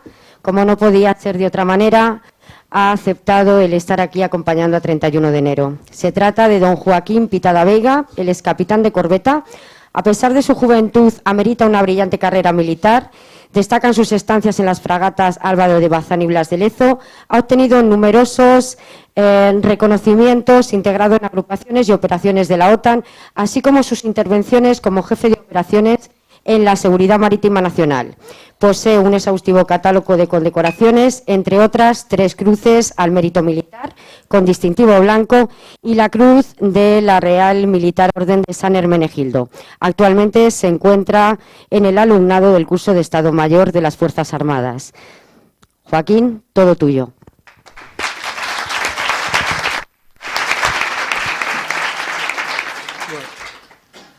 Pues Me pongo el crono. Bueno, buenas tardes a todos. Lo primero de todo, me gustaría agradecer a Juan Víctor Carboneras y a la Asociación 31 Erotercios por haber contado conmigo y haberme invitado, que personalmente me hacía mucha ilusión y llevaba 2 años en deuda. Agradecer también a Noelia Alejandra Martín por la presentación, yo creo que excesiva, muchas gracias. Y al resto de ponentes por las intervenciones. También a la Real Sociedad Económica Matritense de Amigos del País por acogernos hoy en un día tan importante como es precisamente el 24 de febrero y precisamente viernes, como fue el día de la batalla, día de San Matías y cumpleaños del emperador. También me gustaría agradecer desde aquí a mi primo, hermano y compañero en esto, Gabriel Pitadaveiga Goyanes, apasionado, incansable genealogista e investigador, auténtico conocedor de nuestro antepasado don Alonso Pitadaveiga y de todo su linaje, y con el que realicé esta investigación, sin el que no habría sido posible llevarla a cabo ni obtener los resultados que pretendo resumirles a continuación. Bien, como verán por el título de la intervención, son consideraciones sobre la captura del rey de Francia y sus protagonistas. Importante, bueno, ¿por qué merece un estudio, una investigación o reflexión la captura del rey de Francia? Bueno, ahí les pongo gráficamente todas las crónicas, o las crónicas más importantes que hay sobre la batalla de Pavía en los primeros 100 años.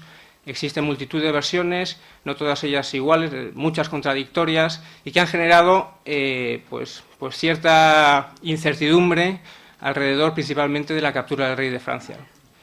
Bien, lo que hicimos en la investigación fue analizar la documentación, ¿no? Los privilegios, cartas que se disponen y cédulas reales que se disponen sobre los hechos. Y en base a eso, comparándolo con las diferentes versiones, pues se puede llegar a esclarecer de una manera bastante aceptable cómo fue la captura del rey de Francia. Bien, aquí pongo a la de Fray Juan de Oznaya y García Cereceda, que los dos fueron combatientes en la batalla, que no quiere decir que fueran testigos de la captura, tienen sus dos versiones sobre la captura del rey, y uno Oznaya con Fray Prudencio de Sandoval, porque este fue cronista de Felipe II, pero encargado de hacer la historia de vida y los hechos de Carlos V, y copia la letra sin tachar una coma la versión de Oznaya, lo cual pues ya está claro que no lo investigó mucho. Bien, pues de todas las crónicas estos son los nombres que más se repiten, ¿no? Juan de Urbieta, Diego de Ávila o Dávila y Alonso Pitadaveiga. Pero seguro que muchos de ustedes lo han leído en otras ocasiones, otros nombres que van saliendo a lo largo de los años en otras crónicas en el extranjero y van generando todavía más incertidumbre sobre quiénes fueron esos protagonistas.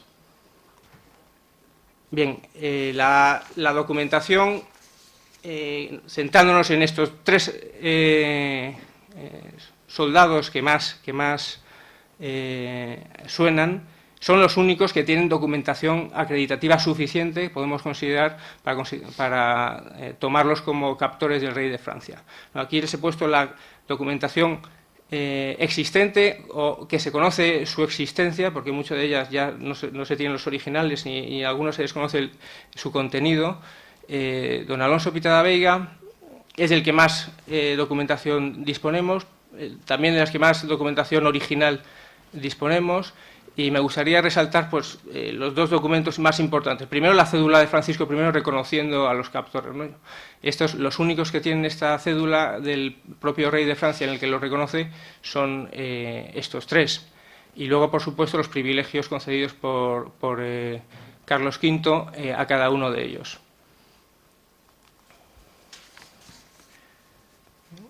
Bien, aquí les presento la cédula de Francisco I.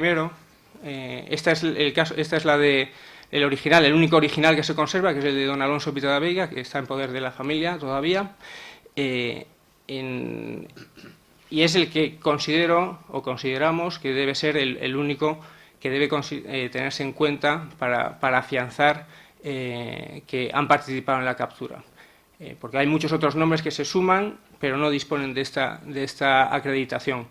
Y luego otro punto importante es que, leyendo lo que dice el rey sobre la captura, o la participación de cada uno de ellos, no se puede dar preeminencia a ninguno de los tres.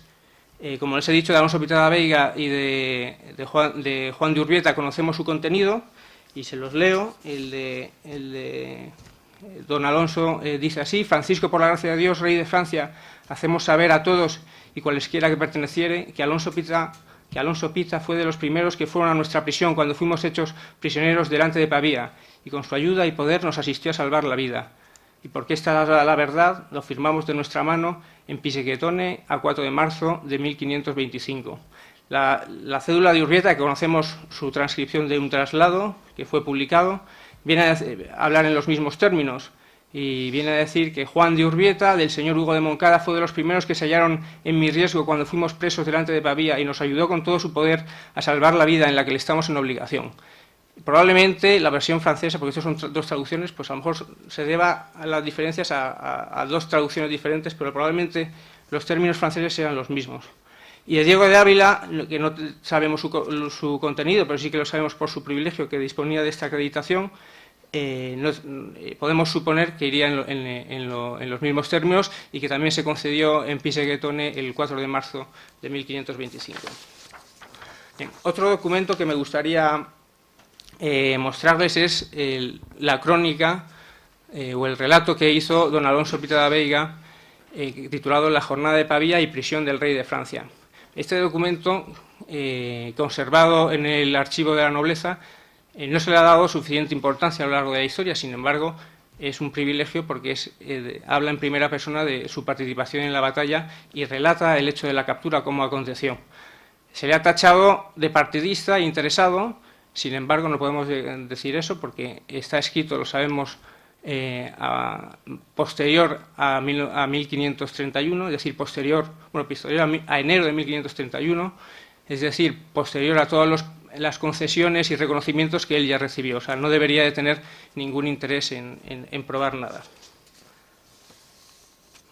Bien, y una vez ya sabemos los nombres de quiénes fueron, pues queremos conocer quiénes eran esos protagonistas, ¿no? También hay fuentes variadas que hablan de hombres de armas, otros dicen soldados de infantería, otros lo llegan a decir incluso arcabuceros. La realidad es que son 3 hombres de armas y eso se puede ver claramente en la documentación. 3 hombres de armas, como bien ha explicado, son 3 hombres de caballería pesada. El privilegio de Pitada Veiga lo dice así: Alonso Pitada Veiga, hombre de armas de la compañía de don Hugo de Moncada. El de Diego de Ávila dice: seyendo vos, hombre de armas de la capitanía del dicho nuestro visorrey de Nápoles. La de Juan de Urbieta, y siendo a la sazón hombre de armas de la compañía de don Hugo de Moncada. Los 3, por tanto, hombres de caballería pesada. Alonso Pitada Veiga y Juan de Urbieta sabemos que eran hidalgos ya, que es otro error que se suele decir, que acceden a la hidalguía a través por la captura del rey de Francia. No es así, ya eran hidalgos, por eso se les concede un escudo de armas. El que no era hidalgo era Diego de Ávila, el que recibe un privilegio de hidalguía. Bien, he querido, porque es muy difícil abordar todo en tan poco tiempo, pues sacar conclusiones a partir de las prendas que tomaron cada uno de ellos. Bien, dentro de las crónicas también existen muchas diferencias entre qué prenda toma cada uno para luego confirmar, ¿no?, y demostrar que estuvieron presentes en la captura del rey. Hay de todo. Juan de Osnaya dice que Diego de Ávila, el rey le dio un estoque que bien sangriento traía y una manopla. Que Pitada Veiga tomó al rey la insignia de San Miguel, que al cuello traía con una cadenilla, que es la orden de la caballería de Francia. García Cereceda dice: Diego de Ávila y Juanes de Urbieta hubieron las manoplas y el estoque y yelmo, a lo que sumó Urbieta un rico anillo que traía en la mano que el rey le dio en señal. Además, suma un infante llamado Córdoba, dice se estimó en haberle tomado el San Miguel. Aquí ya hay discrepancias entre uno y otro. Gonzalo de Illescas dice de Pitada Veiga que hubo de aquel famoso despojo una manopla y el mismo rey después le dio un pedacito del lignum crucis y una cédula real por la que confesó haberse hallado Pita entre los primeros o entre los principales que le prendieron. Bueno, volvemos a la documentación para comprobar realmente qué tiene cada uno. Dávila en su privilegio, el rey ya dice lo que obtuvo. Por mayor certificación de ellos, trajisteis la manopla y estoque a nuestros reinos. Lo disteis, entregasteis a mí el rey en mis manos, en la ciudad de Toledo, el año pasado de 525, y quedaron en esta mi cámara. De Urbieta no conocemos que obtuviera prenda alguna por la documentación. No consta información y en eso tenemos lagunas. Pero de don Alonso Pita da Veiga tenemos el privilegio de armas que lo deja también bien claro. Y vos le quitasteis la manopla izquierda, Dávila le había quitado la derecha, vos le quitasteis la manopla izquierda del arnés y una banda de brocado que traía sobre sus armas con 4 cruces de tela de plata y un crucifijo de la Vera Cruz.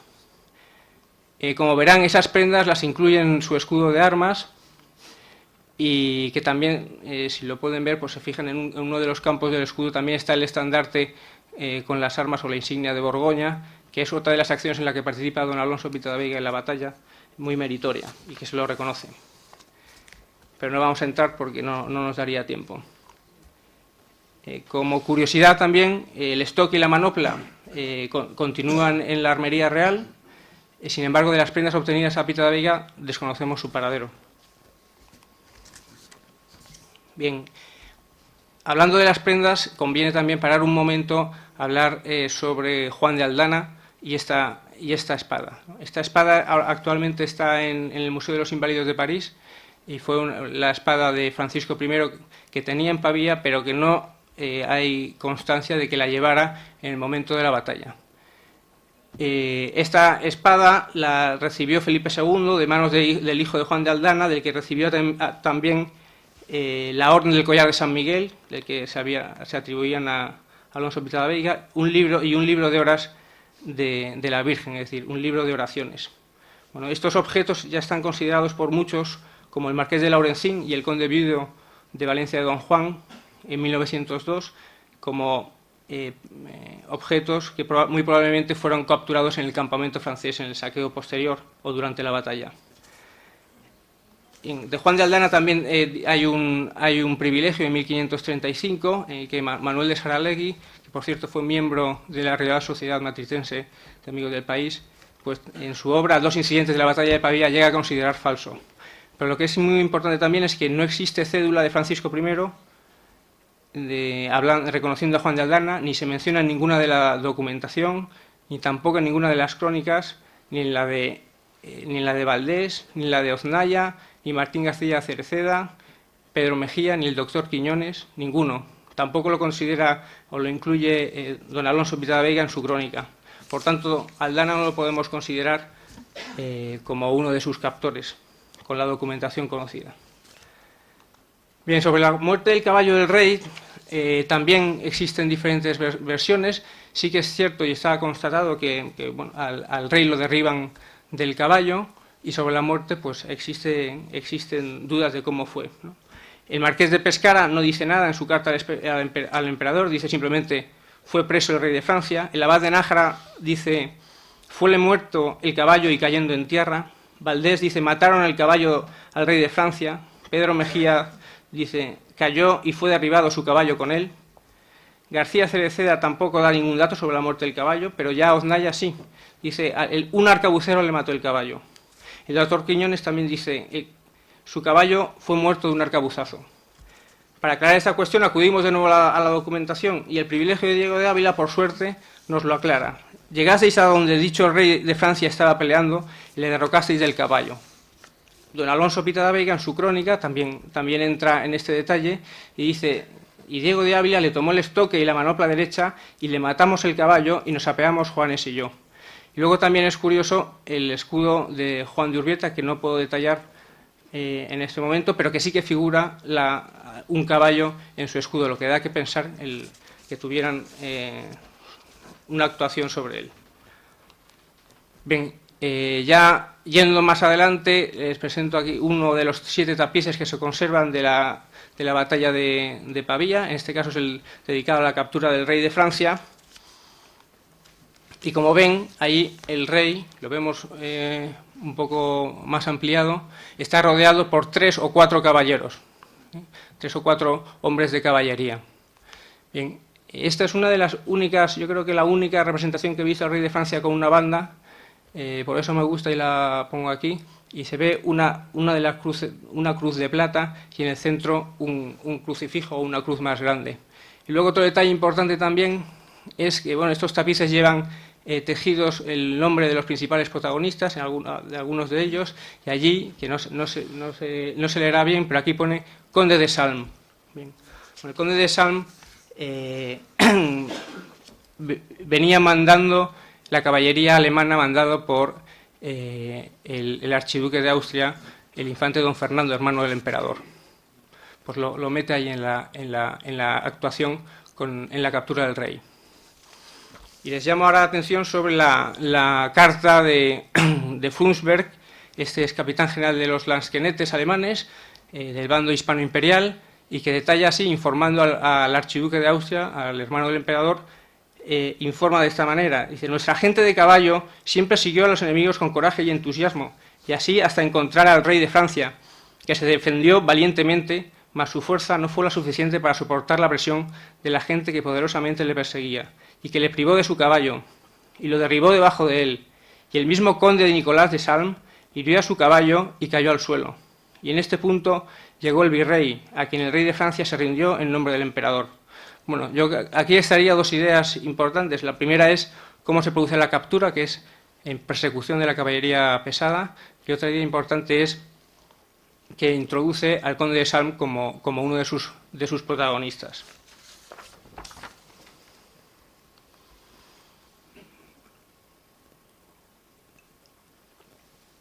Perdón. Bien, pues el conde de Salm, precisamente, al que se le atribuye su participación en la captura, de él dispone don Alonso Pita de Veiga de una carta en la que le recomienda. Y dice así: yo, el conde de Salm, digo y confieso cómo el día de la batalla de Pavía, que fue viernes y 24 del mes de febrero del año 1525, en el primer encuentro que la vanguardia encontró con el rey de Francia, fue muerto en medio de la batalla el alférez que traía la enseña de los gentiles hombres, servidores del serenísimo príncipe don Fernando, y muerto que fue dicho alférez, tomaron los enemigos la dicha enseña, y viendo esto Alonso Pita, hombre de armas de la compañía del señor Hugo de Moncada, arremetió en medio de los enemigos y cobró la dicha enseña, y con ella ejecutó la victoria tanto que llegó a la persona del rey de Francia, y fue el dicho Alonso Pita con la dicha enseña en tomar a la persona del rey en prisión, y porque es verdad, esto le hago fe para vuestra alteza, le haga mercedes y de mi parte humildemente le suplico a vuestra alteza que se las haga, porque aquel servicio muy bien en esto y en lo demás, y esta es la verdad. Nicolás, conde de Salm.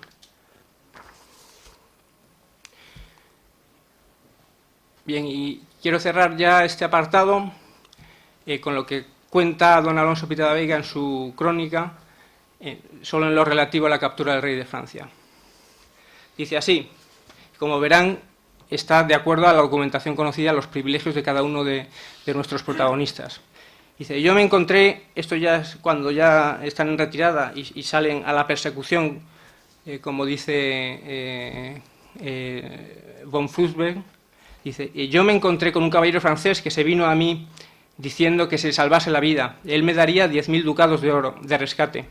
Y yo le pregunté dónde iba la persona del rey, y él me dijo que iba adelante, con una enseña blanca. Y yo me fui derecho a ella, y llegado yo por el lado izquierdo, le tomé la manopla y la banda de brocado con 4 cruces de tela de plata, y en el medio un crucifijo de la Vera Cruz, que fue de Carlos Magno. Y por el lado derecho llegó Juanes de Urbieta, y le tomó del brazo derecho. Y Diego de Ávila le tomó el estoque y la manopla derecha, y le matamos el caballo, y nos apeamos Juanes y yo. Ya llegó entonces Juan de Sandoval, y dijo a Diego de Ávila que se apease, y yo le dije que donde ellos y yo estábamos, no era menester que estuviera otro alguno. Y preguntamos por el marqués de Pescara para se lo entregar, y estando el rey en tierra, caído sobre el caballo, le alzamos la vista, y dijo que era el rey, que no le matásemos. Y allí, a media hora o más, llegó el visorrey, que supo que lo teníamos preso. Bueno, ahora les pongo rápidamente unas imágenes de la captura, hay muchas, igual que las versiones. Esta última, esta es recientemente de 2018, publicada en un libro con mucho tirón editorial, pero como ven, poco que ver con lo que les he contado, ¿no? Es un soldado que parece de infantería y está solo, ¿no? En este caso creo que retrata a Juan de Urbieta. Esto ya se parece un poco más a la idea a la que hemos llegado. Aquí hay un hombre de armas en persecución al rey de Francia, y al fondo se ve a otro que también va a llegar pronto. Y esta es una representación, una versión de una representación que también existe, que está conservada en el Museo de Historia de Arte de Viena, dentro de las victorias de Carlos V, y se ven a los tres soldados, uno de ellos, igual que aparecía en el tapiz, arrebatándole el estoque. Y lo que me gusta de esta representación es que aparece el estandarte con la Cruz de Borgoña, del entonces infante don Fernando, duque de Borgoña y archiduque de Austria, que tuvo una labor fundamental mandando todos sus refuerzos desde Alemania. Bien, ya voy acabando. Tras la captura fue dirigido, lo llevaron, no quería entrar en Pavía, lo llevaron al monasterio de San Paolo, que ya no existe, lo tienen ahí marcado en el mapa. Y esta es la fortaleza Pizzighettone, donde Francisco I firma y da las cédulas a nuestros protagonistas. Bien, y para concluir, no podía ser de otra manera, pongo el cuadro de Ferrer Dalmau, que es un cuadro majestuoso y que lo inmortaliza ya para la eternidad, de don Alonso Pitada Veiga en Pavía, y que debemos en gran parte también a la doctora María Fidalgo Casares, que es gran promotora de la figura de don Alonso Pitada Veiga en los últimos años. Y también me gustaría acabar con una reflexión, y es que en 1544 Juan de Oznaya, cuando escribe su historia sobre la guerra de Lombardía, lamentaba haber enterrado en el olvido el nombre del marqués de Pescara, con tan solo 19 años después de la batalla. Iniciaba su obra con estas palabras: antigua y muy estimada costumbre fue y es, muy ilustre señor, se dirigía al marqués de las Navas, de los que con diligencia y estudio han querido seguir ejercicios virtuosos, procurar saber las hazañas de aquellos que con dificultad primero por aquellos caminos rompieron, porque el saber los tales hechos hazañosos suele incitar los corazones generosos y magnánimos a su imitación, y cuando los tales, por descuido de los príncipes, carecen de la oportunidad que para esto se requiere, a lo menos convida tal estudio a celebrar los famosos nombres de los que tan justamente lo merecen, y con tanta dificultad lo ganaron. Más recientemente, el almirante Rodríguez Garat, cuando estaba al frente del Instituto de Historia y Cultura Naval, hace tan solo 2 años y medio, recordaba a García de Cortázar cuando decía que sería bueno que España caminara por el siglo XXI a hombros de la historia. El almirante afirmaba entonces que el nuevo Museo Naval se honraba en sugerir al visitante algunos de los hombros, personalizando los héroes de la Armada, con los que hacer realidad el sueño del historiador. Bueno, pues bien, en Pavía yo creo que podemos sumar otros buenos hombros, que como decía Oznaya, tan justamente lo merecen y con tanta dificultad lo ganaron, para hacer realidad el sueño del historiador. Son los hombros de Juan de Urbieta, de Diego de Ávila y de don Alonso Pitada Veiga. Muchas gracias. Muchas gracias, Joaquín. Vamos ya con la última ponencia, vamos muy mal de tiempo.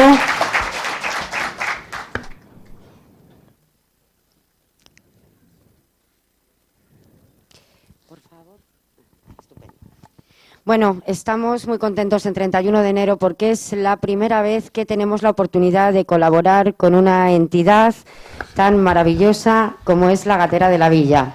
Para ello representa José Manuel Castellanos, que es además vocal de esta Santa Casa, licenciado en Arquitectura y profesor de enseñanza secundaria. Lleva más de 30 años en la investigación y documentación de la historia medieval de Madrid, ha publicado 6 libros de temática madrileña y más de 70 artículos en publicaciones destacadas como La Gatera de la Villa, como El Madrid Histórico, Ilustraciones de Madrid y Cuadernos Medievales, entre otros.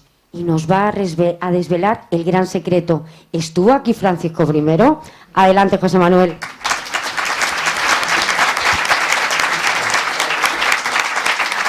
Bueno, muchas gracias por la presentación y también a todos ustedes por su presencia. Y bueno, intentaré no ser demasiado aguafiesta sobre el tema este del que tengo que hablar.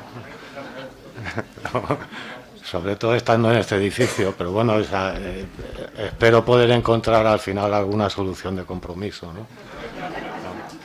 Bueno, nos tendríamos que situar a principios del verano de 1525. Carlos I estaba en Toledo celebrando cortes y el rey Francisco I se dirigía hacia Madrid, ¿no?, para estar aquí una temporada prisionero. Entonces, el 26 de julio, don Carlos ordenó al tenente de la fortaleza madrileña, que era el marqués de Elche, que preparara todo lo necesario para el alojamiento del rey, que llegaría pues en breve tiempo, ¿no? El 10 de agosto Francisco I pasaba por Guadalajara, estuvo alojado en el Palacio de los Duques del Infantado 3 días o 4, continuó luego hacia Alcalá de Henares y ya vino en dirección a Madrid. Y aquí pues fue recibido en el Alcázar madrileño por el tenente de la fortaleza que decía el marqués de Elche y por el alcaide Gómez de Villafuerte. El alcázar que vio el rey sería pues prácticamente este, exactamente, ¿no? Si se fijan la fecha, este grabado de Vermellen es de 1534, es decir, nada más que 8 años después de que Francisco I abandonara Madrid, ¿no? Con lo cual, pues seguramente vio exactamente esto, ¿no? Destacaban en él las 2 torres enormes del homenaje a la izquierda, el bastimiento a la derecha. Por detrás había un cuerpo abigarrado de construcciones que formaban lo que era el cuerpo principal del Alcázar, y delante también se ve la iglesia de San Miguel de Sagra, que tuvo que desaparecer a principio, en la primera mitad del siglo XV, ¿no? Francisco llegó aquí a Madrid el 14-15 de agosto, ¿no? Y ya dije, fue recibido por el marqués de Elche y por el alcaide Villafuerte. Entonces estuvo aquí en Madrid un total de 6 meses y 6 días, ¿no? Durante los cuales recibió 2 visitas de Carlos I, en 18 de septiembre del 25 una de ellas y la otra el 13 de febrero del siguiente año. Y finalmente el 21 de febrero de 1526 abandonó Madrid y partió hacia su reino de Francia. Entonces la documentación, los textos coetáneos de estos meses de estancia de Francisco en Madrid, tanto los escritos por el lado español como por el francés, todos mencionan el Alcázar como lugar de prisión del rey, ¿no? Y basándose en estos textos de aquellos mismos meses, pues los primeros cronistas que empezaron a escribir sobre el episodio ya desde mediados del 16, con Gonzalo Fernández de Oviedo, pues insistieron todos en la estancia del rey en el Alcázar madrileño, ¿no? Pedro de Mesía después, Alonso de Santa Cruz, Luis Zapata de Chávez, Fray Prudencio de Sandoval, Salazar de Mendoza, ¿no? Lo que sí es cierto es que, no simultáneamente, pero sí un poco después, comenzó a surgir la tradición esta de que había estado alojado, al menos temporalmente, en estas casas de los Lujanes, ¿no? Este cuadro es del siglo XIX, está en el Museo del Prado y representa lo que podría haber sido la supuesta entrada de Francisco I aquí en este edificio. El espacio que se representa es el portal o zaguán del edificio principal al que se entra, el que tiene la entrada la portada gótica tan conocida de la Plaza de la Villa, ¿no? Si se fijan, al fondo a la izquierda, esa puerta que se ve a contraluz representa bien los 3 arcos que forman el dintel de la puerta, ¿no? ¿Lo reconocen ahí? Es la portada esta muy conocida, vamos, la de la Plaza de la Villa. Entonces esto, ya digo, sería pues el portal o zaguán del edificio. La pared del fondo con esas 2 puertas es la que comunicaría con esta torre de los Lujanes, ¿no? Y el piso de esta torre está como media altura por encima del piso que hay en la entrada principal por la Plaza de la Villa, de forma que es correcto el tramo ese de escalera que hay a la derecha, ese existía, ¿no? Para salvar el desnivel. Entonces, arquitectónicamente es bastante correcto, ya digo, ¿no? Bueno, como comentaba, esto no es Torre de los Lujanes, la torre es porque uno cuando entra aquí se pierde un poco, ¿no? Se le va el primer vestíbulo por el que entraron, el que tiene el tramo corto de escaleras, y luego la primera habitación que han atravesado, la que tiene la mesa redonda con los libros, esos 2 espacios son los que constituyen la torre, ¿no? De 6 por 6 metros más o menos. Entonces hay unos primeros textos que se suelen tomar como indicios de esta posible estancia aquí en la torre o Casas de los Lujanes, ¿no? El primero es de Lope de Vega, de 1610, un fragmento de una carta suya, en la que escribía textualmente que yo nací en Madrid, pared por medio, bueno, lo que pone allí, de donde puso Carlos V la soberbia de Francia entre dos paredes. El problema es que Lope de Vega nació como en el número 46 de la calle Mayor, que está en dirección a la Puerta del Sol, unos 150 metros, 200 de distancia de aquí, con lo cual el pared por medio difícilmente podría referirse a la torre, ¿no? Y a mí lo que me sugiere que se pudiera referir a lo que era la construcción militar de la Puerta de Guadalajara, que sí que estaba exactamente en ese lugar, ¿no? Entonces, si estaba pared por medio de algo, sería del torreón fuerte de esa puerta de la muralla cristiana de Madrid. Y luego hay también de 1612 otra relación anónima que es francesa, que habla que el rey francés estuvo custodiado pues un tiempo en una torre que había en la calle Mayor, de la cual decías exactamente que era una torre muy antigua, cuadrada, muy alta, con pocas ventanas y la puerta murada. El problema es parecido, la torre de los Lujanes no está en la calle Mayor, está muy próxima, pero está separada por una manzana, ¿no? De forma que yo volvería a pensar en la Puerta de Guadalajara. Pero bueno, sea como fuere, pues a partir de 1623 Gil González Dávila fue el primero que mencionó que había estado el rey francés en las casas de Fernando de Luján. Este era Hernán Pérez de Luján, que era el propietario en estos momentos de las casas. Un poquito más adelante, Quintana, en la conocida Historia de la Nobleza, Antigüedad y Grandeza de Madrid, ya afinaba un poco y decía que había estado en la torre, ¿no?, de estas casas. Y en 1790 Álvarez y Baena introdujo un elemento que también se ha sacado a colación muchas veces, que era el supuesto parentesco del capitán Hernando de Alarcón, que fue quien vino custodiando al rey, con Álvarez y Baena decía con los Ocaña, ¿no? Hablaba de que estuvo en las casas de Gonzalo de Ocaña. Aquí se equivocaba el cronista porque los Ocaña habían perdido la propiedad de estas casas en 1450, que habían pasado a los Lujanes, pero bueno. Y también otros han hablado pues en publicaciones o esto de otro posible parentesco también con los propios Lujanes, ¿no? Un mínimo parentesco sí que existía, pero vamos, lejanísimo y prácticamente irrelevante. Lo tengo que leer porque es muy complicado, ¿no? El capitán Alarcón era, con respecto a los Lujanes, era sobrino segundo del esposo de una tía abuela de Hernán Pérez de Luján, ¿no? Con lo cual, bueno, ser eso y no ser nada es parecido, ¿no? Y con respecto a este Gonzalo de Ocaña al que aludía, el capitán Alarcón era tío tercero de la esposa de un bisnieto de Gonzalo de Ocaña, ¿no? Con lo cual es... Entonces, por el lado ese no se ve factible la justificación de elegir estas casas como alojamiento, ¿no?, por ese parentesco.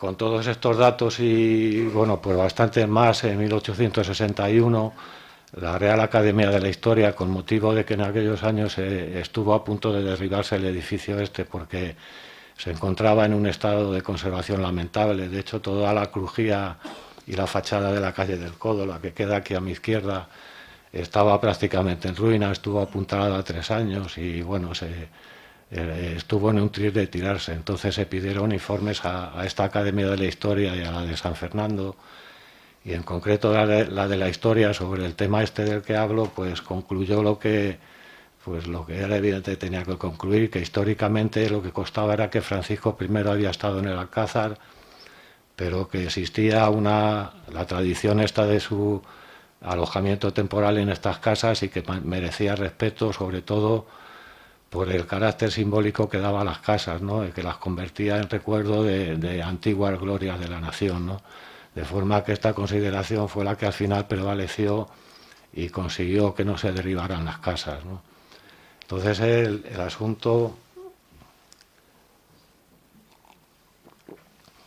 sería que, aunque no estuviera probado históricamente, pero que se pudiera encontrar un motivo razonable para que por una parte, antes de entrar en el Alcázar, hubiera tenido que estar alojado temporalmente en algún otro lugar, y luego, suponiendo que eso hubiera sido así, ¿por qué fue en estas casas y no en otras, ¿no? Entonces, voy a plantear algo que para mí me parece razonable, ¿no? Dije que Francisco I llegó a Madrid, venía desde Alcalá de Henares, entonces tuvo que entrar forzosamente la villa por la Puerta del Sol. De esa manera entraba en el Arrabal, continuaba por la calle Mayor, pasaba por la Puerta de Guadalajara que he mencionado, seguía calle Mayor adelante y pasaría exactamente por esta plaza de la villa, ¿no? En su camino hacia el Alcázar, plaza de San Salvador en aquellos momentos.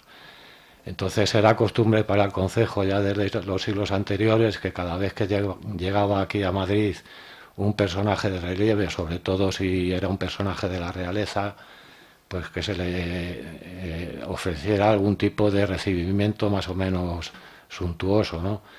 De hecho, consta que en esta ocasión el Concejo de Madrid preguntó a don Carlos, unos días antes de la llegada de Francisco, si tenía que celebrar alguna fiesta de toros, ¿no? No consta si se llegó a celebrar. Esta era una de los festejos más habituales en todos estos recibimientos, ¿no? Entonces, lo que yo pienso es que seguramente tuvo idea el Concejo de hacerle algún tipo de recepción mínima, ¿no?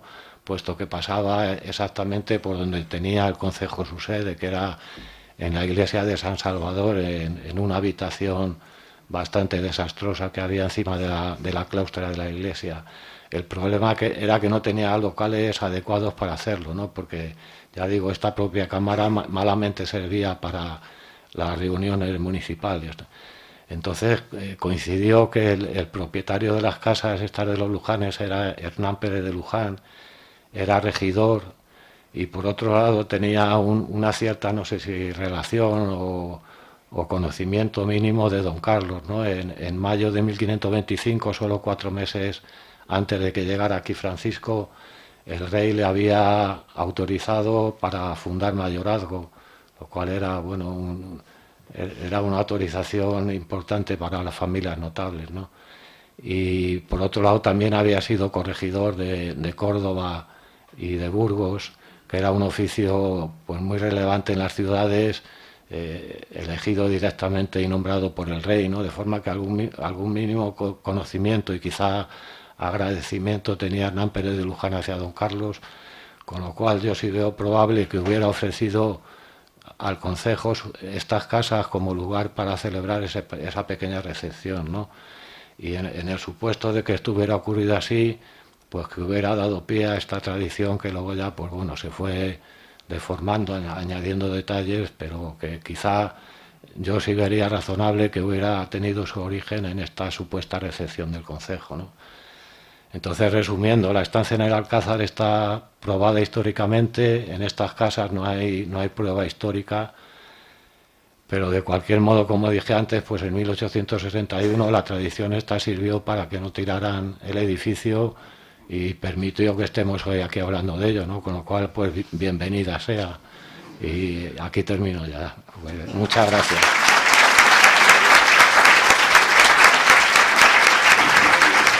Muchísimas gracias a todos los ponentes.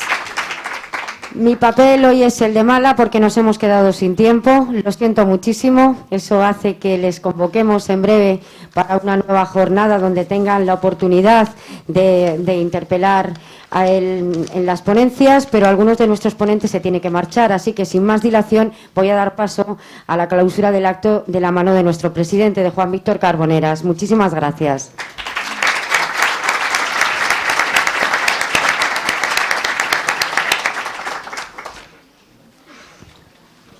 Bueno, yo solamente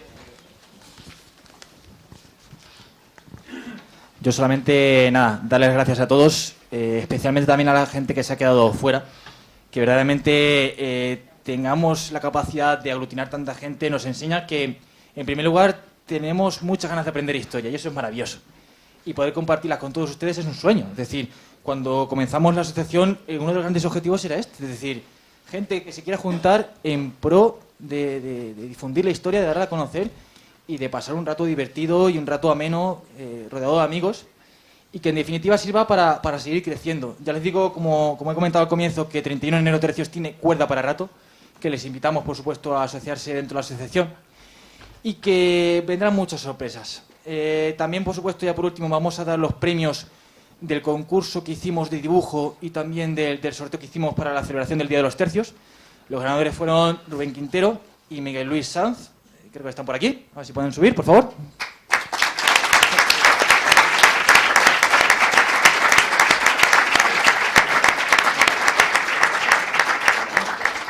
Sí que queremos agradecer también, por supuesto, la colaboración de la Esfera de los Libros, de Experta Ferro, la editorial EDAF y Cascaborra Ediciones, que nos permiten desarrollar este tipo de actividades y poder hacer este tipo de tarea. Espero que hayan disfrutado mucho y, sobre todo, ya por último, y no menos importante, quiero acabar también mis palabras con un agradecimiento muy expreso a esta santa casa que nos acoge, porque sin ellos esto no hubiera sido posible. Verdaderamente podemos sentirnos muy emocionados por todo ello. Y de nuevo a todos ustedes por disfrutar y por hacernos disfrutar también a nosotros. Muchas gracias.